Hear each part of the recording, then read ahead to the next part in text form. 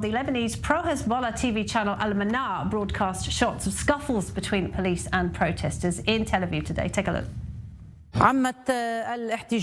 Protests are spreading across various regions in the Zionist entity.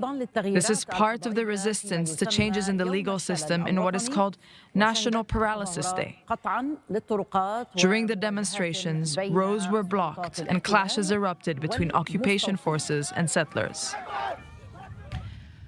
Well, to talk a bit more about how the protests are being covered, I'm joined by Bashar Zghayyar from I24 News Arabic. Thanks for being with us, Bashar. Thank you for having me. Good to have you. We just saw that brief clip from the Lebanese TV channel. Is that typical of how the protests are being covered across the Arab world? Not entirely, because, you know, the Arab news outlets are different from each other. So, generally speaking, indeed, the Arab world and the Arab media is following closely the events inside Israel and the demonstrations.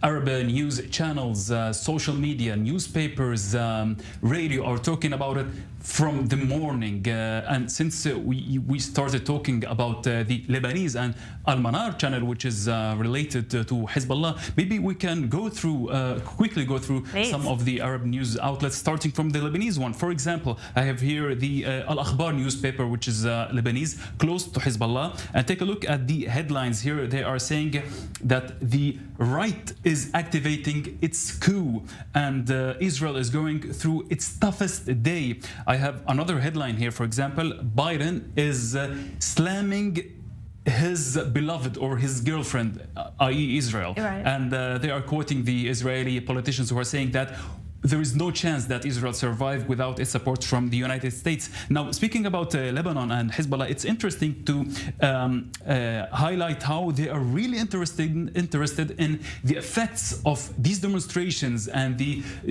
judicial reforms on the military. They are interested in the fact that hundreds of reserve pilots are now discussing joining the protests and halting their service. Also, I have another headline also from the Al-Akhbar saying that hundreds of the officers in the cyber establishment are stopping their service.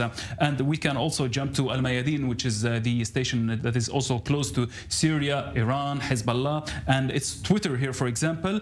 They are quoting the Israeli minister Amihai Shikli, who said and basically accused the United States of feeding those protests, and they are talking about it as if there is some kind of a conspiracy within this axis. They see themselves as the axis of resistance, and this is the axis of enemies, and how they are conspiring against each other. Biden with the former Prime Minister of Israel, Ehud Barak, and the oppositional leader Yair Lapid, and hashtag Israel dismantling. Another hashtag, Israel is burning from within. And on the eve of the July war between, on the eve of the anniversary of July war between Israel and the United of Israel and Lebanon, yeah. Is Israel going towards a civil war? And also a number of images and tweets showing this. For instance, how Netanyahu is frustrated, yeah, and how is Israel burning from the inside, like we said. Yeah. It's fascinating to see how it's being covered across the region. Bashar Zghayyar, thank you very much.